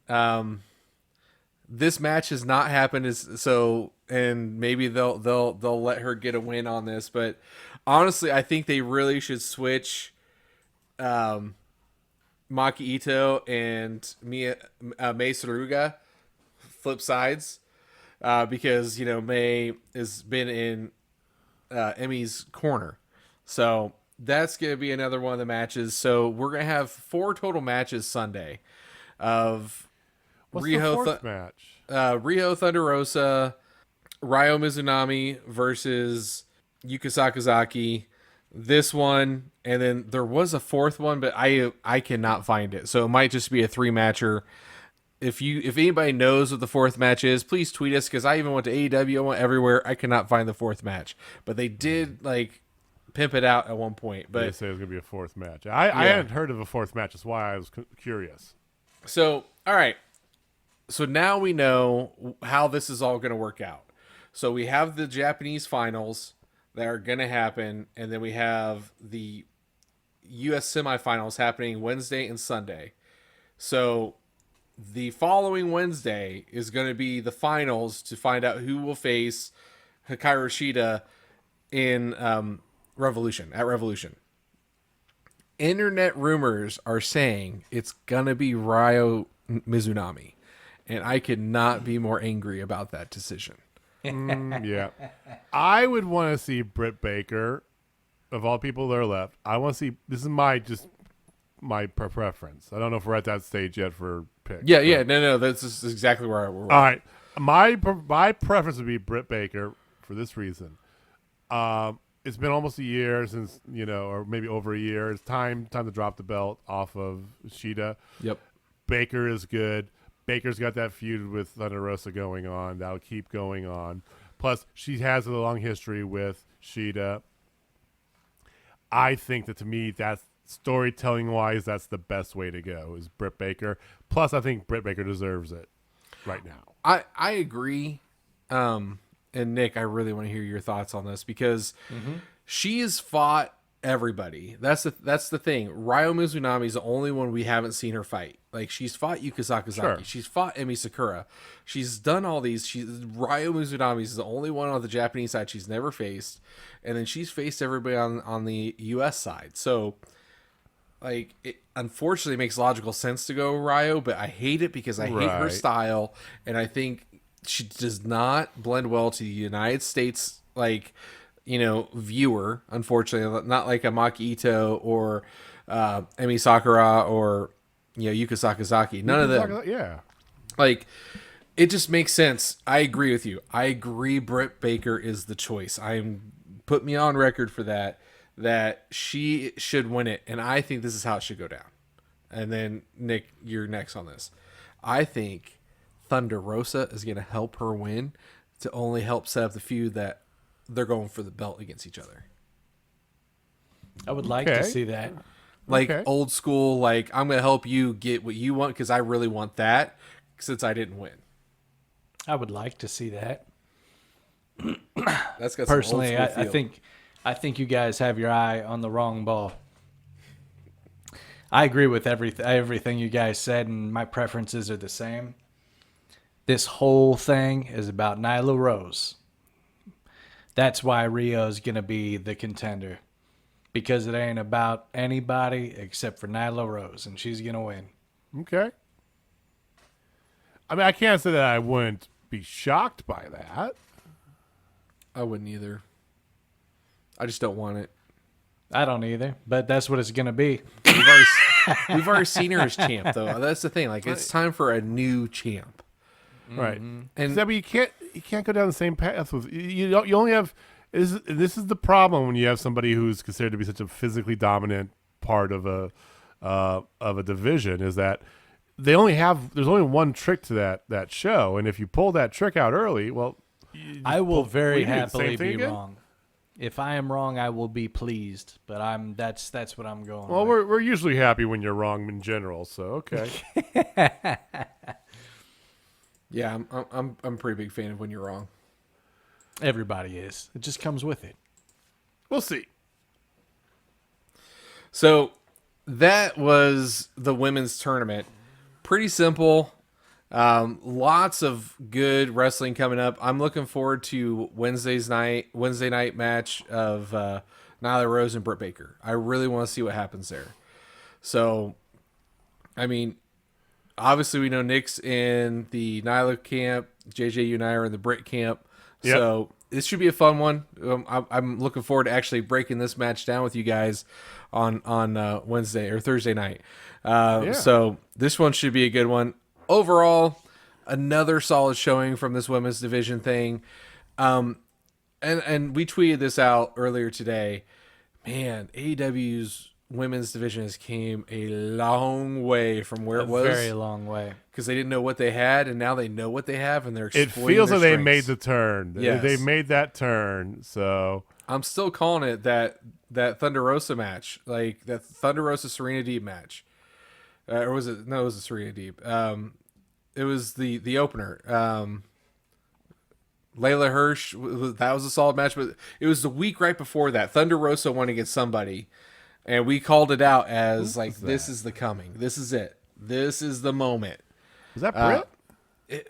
It was Britt. You're absolutely right. And then It was Beach Bash. Sorry, all this WWE we've been watching lately is totally like caught in our memory, and we can't recall. yeah, shit I anymore. am so sorry, everybody.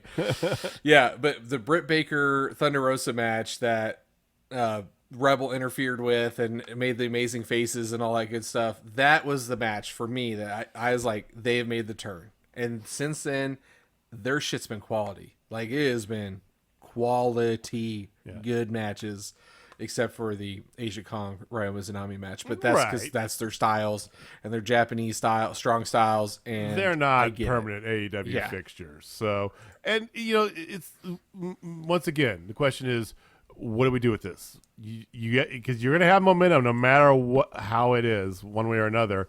At the end of this tournament, you're going to have momentum. Well, how are you going to take this? Where are you going to go with this? It's interesting in the parallels. If those of you who did follow TNA back in the day, and for those of you who didn't, I'll let you know that TNA was the first one to do a women's revolution. About 3 years before the whole Give Divas a Chance movement, hashtag whatever, TNA really stepped up their game because they were a joke of their knockouts division. It was very much the whole Divas thing once again, and they were ahead of the curve. They decided to have this major, once again, a tournament, this major number one contender tournament for their Knockouts Championship, and they introduced all these women who nobody had seen at the time. You got to meet Angelina Love and Velvet Sky and ODB and Awesome Kong, and all these. So, and that was the start of at the time, and still to this day, I think that section of TNA, the women's or Knockouts division, if you would, was some of the best women's wrestling on major American TV. And I think that this feels very similar to me from living through that, being a TNA fanboy when TNA was good, to now seeing this. It's through a tournament, but you're getting to see these different people. Tay Conti stepped up and showed out. Layla Hirsch can put it down, even though she's tiny, vertically. Nyla Rose is back to being Nyla Rose, and the good Nyla Rose again. You got some Japanese talent who we didn't know, but we've fallen in love with. So where do we go from here? It's long been my thing. Don't lose its momentum. Don't resort back to just one 3-minute squash match every week. Let's keep it going, because there's some legitimately good talent in here, and I want to see it. I want to see more of it. Absolutely. Nick? No. Yeah, that's it. That's it. Fucking dynamite. That was gold, Nick. Thank you. Love that commentary. There was one thing that we did forget to mention that I enjoyed. Please, And what's that? Was it wasn't that great, but it was something that spiced up an otherwise dull match, and that was Aja Kong's tossing of the wastebasket to Sheeta, and then throwing Rio into the wastebasket. Yeah, that was pretty good. I didn't want to bring up the wastebasket because I don't get it. Why is she just carrying an empty wastebasket with her? What? There a purpose? Anyway. Okay, I'll give that to you. Well, on that note, on Nick's love of Aja Kong's wastebasket, let's wrap it up. We ran a little bit longer this week. We had the pay-per-view. That sometimes happens with pay-per-view shows, guys. Thank you for sticking with us. Those of you who stuck around to the end, as always, you can catch us on all of your favorite podcast locations. We are on Apple, Amazon, iTunes. That is Apple. I don't even know all of them. Everywhere you find podcasts. All of them. All of them. Spotify, you got it. Follow us on Twitter at Total Spotfest, and check us out on YouTube. All of our podcasts are loaded in video format. They're audio, but in video format. Every Wednesday and Friday is Total Spotfest Live everywhere you're searching. So give us a holler, give us a shout, get in the conversation, comment on our videos, give us a tweet back. If you have any questions, just let us know. Anything you want to talk about, give us a shout. Nick, any final thoughts? Nah, I'm ready to hear what Jamie's got for us. All right, well, yeah, we it's now a thing. So thank you guys for joining us this week. Jamie? Well, everybody have a good week, and if you are not down with TSL, I got 2 words for you. Anna! Anna! Oh, that's nice. That's nice. It's for AJ. We miss you. Well Much done. love, girl. Much love. All right, take care, guys. See ya.